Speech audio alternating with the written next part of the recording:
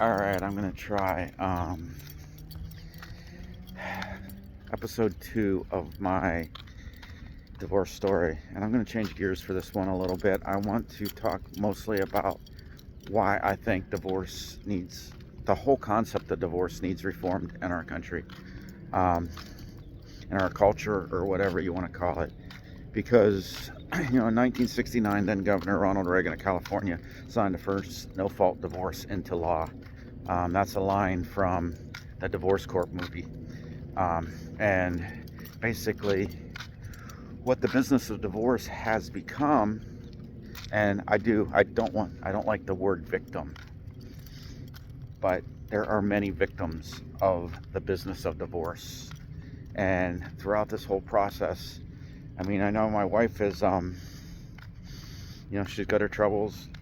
Generally, people have troubles. We're humans. We have troubles. What's fair amongst people is very difficult to determine. But what's fair or ethical amongst business practices is not that hard to determine. And if you think about it, what is the purpose of marriage? Most people would agree that it's it's a commitment that two people make to share their lives together. That's at least the words you say to each other when you do it. Now, is that good for our culture and humans to live their lives that way? That can be debated. Everybody is going to have their own personal opinion on that. I certainly have mine. I think it's a good idea to put some hard stops in before you consider dissolving a relationship that's supposed to be long term. However, the business of divorce does not help society do that. All it does is create business for divorce, and that's what the laws in our country have become. It's not fulfilling the purpose to society. It's definitely creating business for itself, and that's what I'm out to fight most. That's when I share my story, it's mostly against that.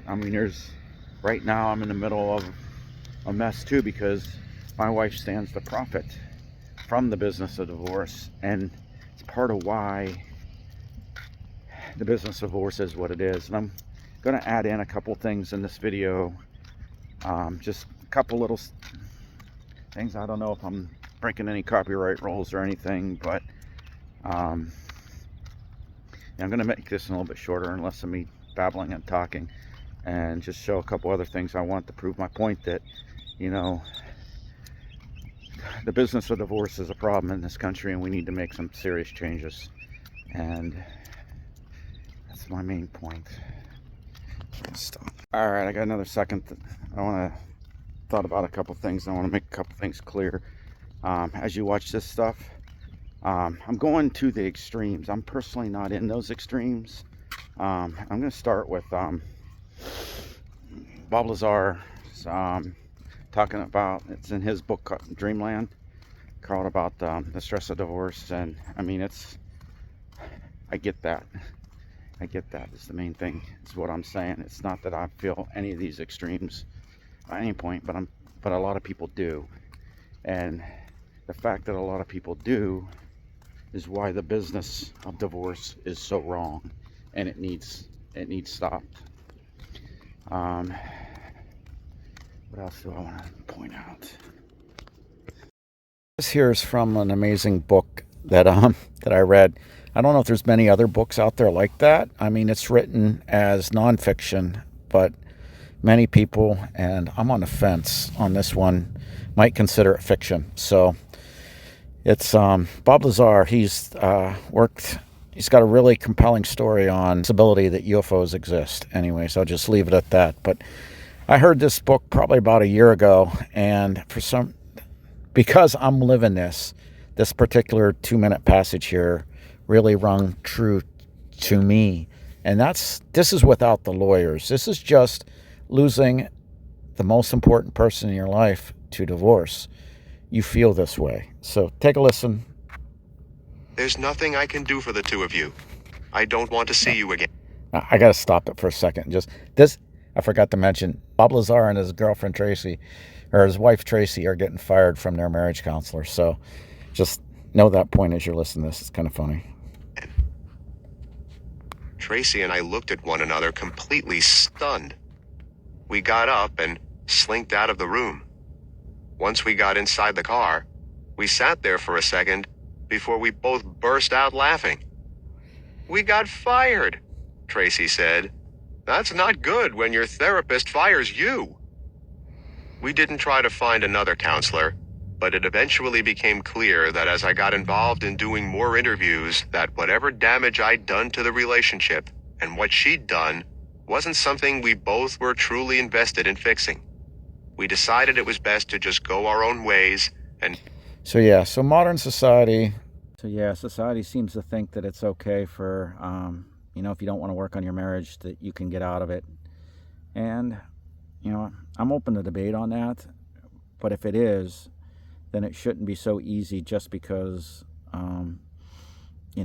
divorce attorneys want to create business for themselves. It should be this way because, we don't want to force people to stay married or stay in an unhappy relationship. And if that's the case, really, that's why we need reform in marriage, because you shouldn't just go to lawyers to get divorced. There should be a simpler, more amicable way of doing it than something that's required by law, when the laws can easily be twisted and not fair for individual situations.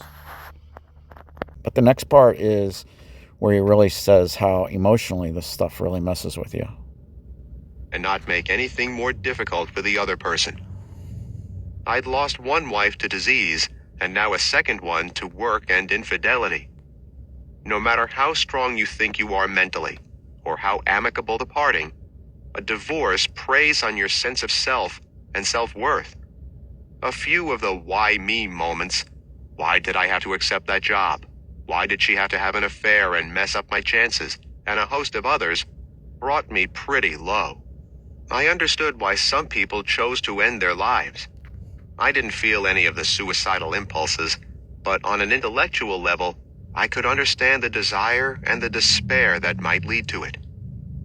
As much as was possible, I tried to resume my normal activities as soon as I could after the initial... So it's kind of funny in the book. I mean, he just goes right back into, the media coverage and all of that over, he went public with his story on, seeing a UFO and working on it for the government. So anyways, that's a good point from that. But the next part, I'm really going to shift gears. So there's the point that I use this to highlight that a lot of people go through some pretty dark times why they're getting divorced. My next part is going to be why we don't need lawyers, because I got James Sexton talking about himself. This one's going to be a screen recording of the Diary of a CEO podcast with James Sexton on it. This is a screen capture, so I'm going to probably try to shorten it up a little bit. Linked in a playlist on my channel, and go right to this podcast and watch the whole thing. It's really good. So here we go.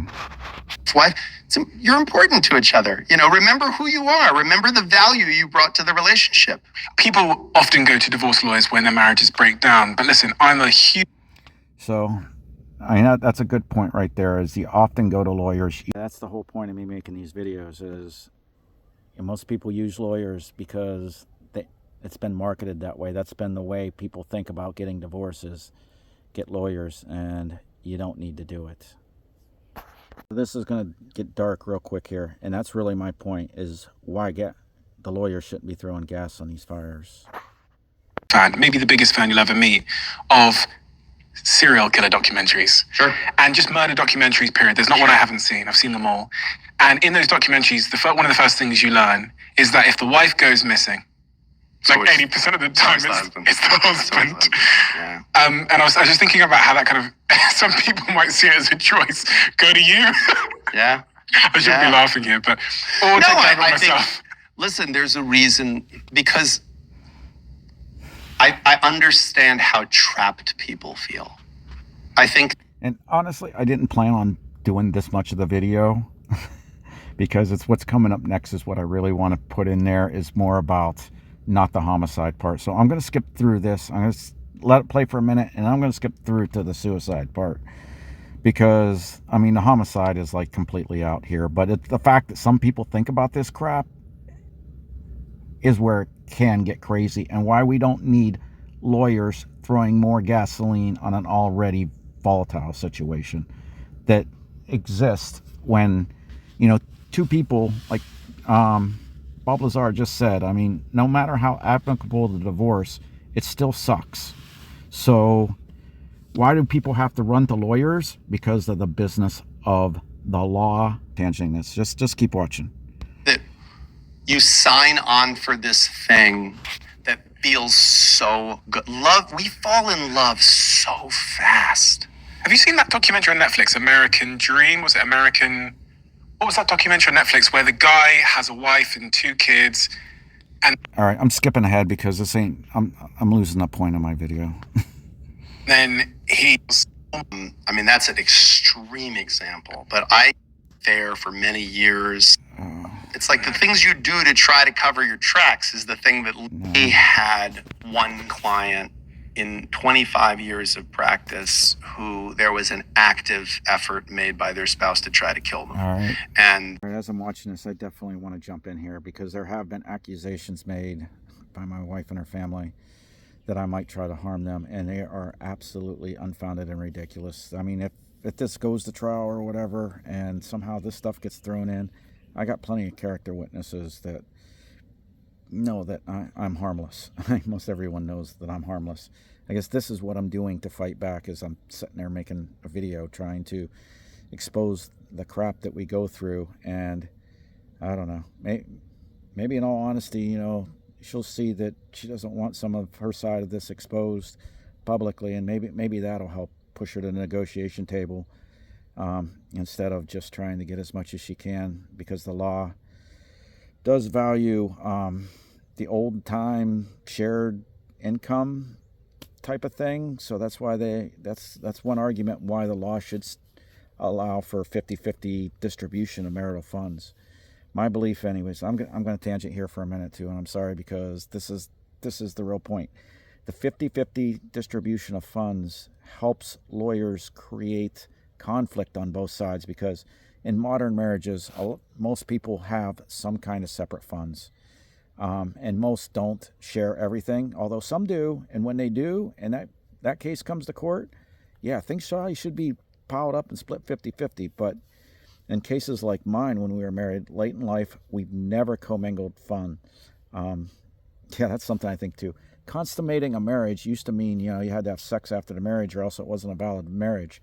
With the focus on funds and financial aspects of marriage and modern divorce law, maybe you should have to commingle your funds to consummate the marriage. And maybe if that's the case, I don't have a valid marriage in the first place. She never wanted to commingle, and I was like, fine, I don't care. You know, it'll be easier this way. But in the end, with the law being what the law is, it's able to encourage our fight. And you'll see that later in the video. So sorry to tangent so long on that, but that's the point I really want to hammer home. what's happened more commonly is I've had clients who've committed suicide and self-harm, and I've had clients who their spouse, committed suicide. That's happened many times, where people, I think, feel they're losing everything, their whole life's falling apart. They can't imagine what their post-divorce life will be. Again, we go back to what Bob Lazar says. So, I mean, these lawyers know the predicament that a lot of people are in when they come to see them, but yet they just create business for themselves. This is what needs to stop. Or they're so you would be working with a client and then you get a notification, an email, a message saying that they've ended their life. Yeah. It's more commonly happened to me. It's only happened to me where I lost a client that way once. It's happened 4 times on the other side, where I got an email saying this person's been found, and it ends the case, obviously. So it's a hard thing. as a professional because I know that I've done a lot to make this person's life very difficult because that's my job. But if that person... Is that really anybody's job to make somebody's life more difficult? When the only crime that's been committed, when somebody's dealing with lawyers and stuff, you typically get involved with lawyers because you've done something really wrong. And, you know, if you're in this situation in divorce, it's very likely the only thing you've done wrong is fall in love and get married. That's it. And now you're faced with lawyers and court proceedings and, you know, the fear of contempt of court, as in my personal situation, because I don't want to have my stuff appraised. Because the business of law, the business of divorce can drive this stuff, and you are stuck in this trap. So I'm going to let this play. It's just, every time I watch it, it just fires me right back up. And it hired me, you know, a month before their spouse did. I would have been arguing for their benefit. I would have been arguing as their advocate. I would have been trying to help them as best I can. And instead, I was hired by their spouse, and my job is to kind of take them apart as best I can. Like, I'm a weapon. You know, a divorce lawyer is a weapon, and a weapon in the hands of a good person protects things, and a weapon in the hands of a villain is very harmful. So, has your work ever made you cry? Yeah, sure, absolutely. I think I've cried for a lot of reasons about. All right, I'm gonna watch it yourself. None of the reasons that he says that he cried is because he helped somebody go so far as that they killed themselves, because he did his job. This is why we need. All right, this is another screen recording, and I want to give to myself, that's inventory. This is from the movie Divorce Corp. The statistics are that more money passes through family law court than all the other courts combined. The more you charge, the more people are willing to pay because they feel that money equals skill. You know, we aren't much different from any other segment of society in terms of money calling the shots. I've had cases where they've spent $20 million in fees. The real standard is how much money can we make off these people? That's the standard. Yeah, it's really disturbing. I mean, definitely consider watching this movie. We're only a few minutes into it. I'm going to jump ahead.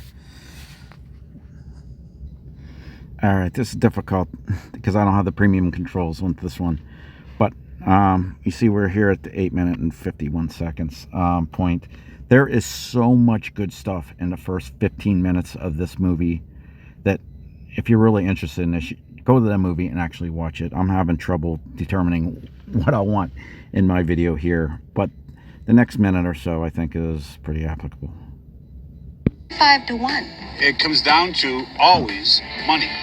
With so much money on the line, why don't couples force their lawyers to finish divorces quickly? It actually has to do with the financial setup of a marriage. When you file for divorce, money from both parties is looked on as a shared pool of cash that's available for either side's attorney to spend.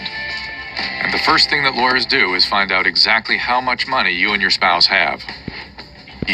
That's my experience. That's all they cared about from the time I walked in my defending attorney's office. How much money do you have? How much money? You got to fill this out. Got to fill this out. It's freaking disgusting. Fill out an income and expense declaration, basically, just to find out how much you're worth. What your assets are, what you've encumbered. How much you have in the bank. How many cars you have. They want an entire picture of all your financial assets because they want to. And the reason for this, too, they tell you, it's just because we just want to know how much money you got. We'll pile it all up and divide it 50-50. That's what the magistrate just told me just over a week ago.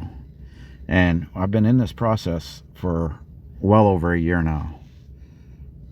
Size you up. Once the lawyers find out how much each side is worth, they tempt their clients with the prospect of getting more money through fighting. It has become about winning, and that's both from the economic perspective and from the sort of emotional perspective. What you have is a tinderbox, and virtually anything can ignite that tinderbox. And the lawyers, frankly, often are throwing gasoline on that fire. We're going to fight you. And even if you win, you will think you lost. You know, it depends on people's individual situations. Unfortunately, I mean, for me, it's, I worked, so I'm going to say on my story for right now, and then I think I'm going to end this video because it's, I mean, it's just so stressing to sit there and watch a movie like this. There's so many good points about why I am stuck in this divorce scam trap. And I mean, what I did is I didn't get married till late in life. I always wanted, and I met the woman I love, and I thought, you know, she was the one, better than anybody else I'd ever met up to that point. And I was lucky enough that, you know, that, I mean, a lot of people probably have exes that they didn't finish, or, you know, weren't able to get married to or whatever because, you know, they got left or whatever. But, you know, when I met my wife, I was happiest I've ever been with anyone I've ever been with to that point, and I didn't want to look anymore. I was ready to commit to the marriage, and I thought I was committing to something that was real. And I mean, I did not know what the law was. I guess I was naive, yeah, I mean, in hindsight, after watching all this stuff over the last year, I was like, I guess I was just a complete idiot thinking that, you know, there was something to marriage. And clearly there is not, as far as, you know, commitment. Because of no-fault divorce, they have made it easier to get out of marriage than it is to stay in it. And that's why I feel like I'm a little bit of a victim of this business here, because it's not really, the laws aren't what the laws are purely because society wants them that way. I think they're more that way. And if you watch this, and I'm not going to jump around and keep harping on certain parts of this movie, but it shows that the big corporation law offices help make the laws, and no-fault divorce is good for business. There's no doubt about it. It makes it easy and brings in the business for these. Now, individual lawyers have their own individual ethics that they need to bring to the table when they sit there and conduct business, and some of them are better than others, just like some doctors are better than others, some mechanics are better than others. Some of them want to help both litigants. In this case, not one litigant needs to be favored so much over the other and make a fight out of it. That's why I say there ought to be laws to help people get out of their marriage more efficiently than through the battle of divorce in the courts with the lawyers. That's what I'm looking for. I'm going to get on a rant, and then I'm going to start not making the points I want to make. But I gotta stop this, actually. All right, I just finished watching that. I want to make a quick conclusion. I could probably yabber on about it for half an hour. But as a quick conclusion, my main point is the law deserves some animosity and some, I think there's a fair amount of responsibility for it. When I pull back and take some personal responsibility for the failure of my marriage, you know, see that,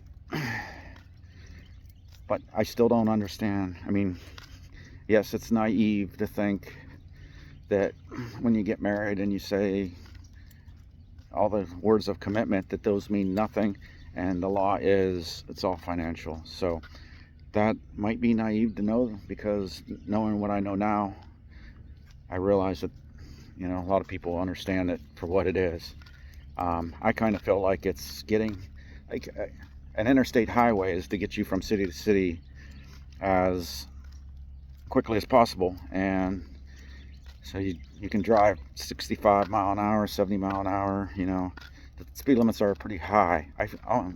The purpose of marriage is to create a committed relationship, and so it's kind of like getting on a highway and finding out the speed limit's 20 and you being required to drive 20 mile an hour on the highway. I mean, it just doesn't meet the purpose, and the current laws do not meet the purpose of marriage.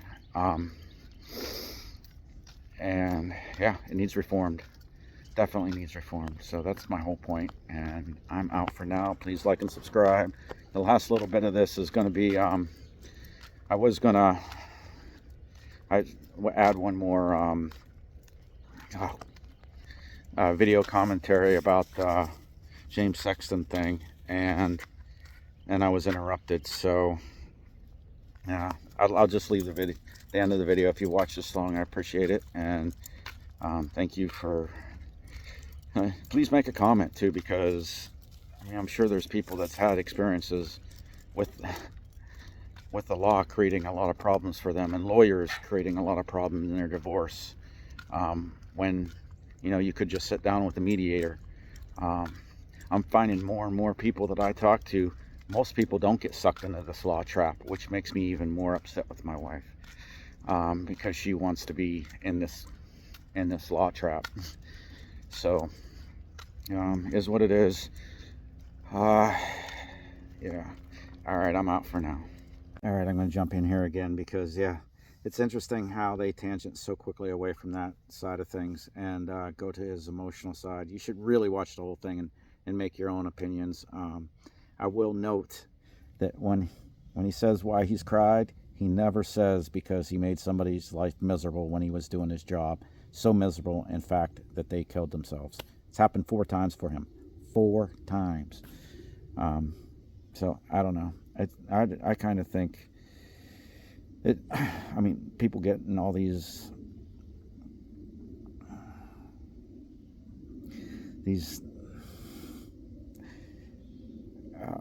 I don't know, missions to stop things because, yeah, their life is made miserable by something that doesn't need to make their life miserable. And again, I'm like Bob Lazar. It's like I haven't been so low that I feel like I need to end my life, but I've been low enough that I understand why people do. And yeah, it is hard to take, and all this because divorce can happen so easily because somebody loses the love and feeling, and that needs, I don't know, I can't make a complete thought the way I want to right now, and now it's taking too damn long. Hello, how you doing? Pretty good. You got a couple nice dogs, huh? Trying to find a nice quiet spot to let them run and swim. Oh yeah. Do you mind if I let them off here? No, not at all. I'm gonna take a break from what I'm doing though, because I find it a nice quiet spot too. Yeah. Let's see, where's he at out there? Right there. Yep, there he is. Yeah, that's definitely a gator. It's actually smaller than I thought. It's a juvenile and he's mostly on top. Ah! Oh, jeez. They're like, throw the stick, throw the stick. Leonidas with your giant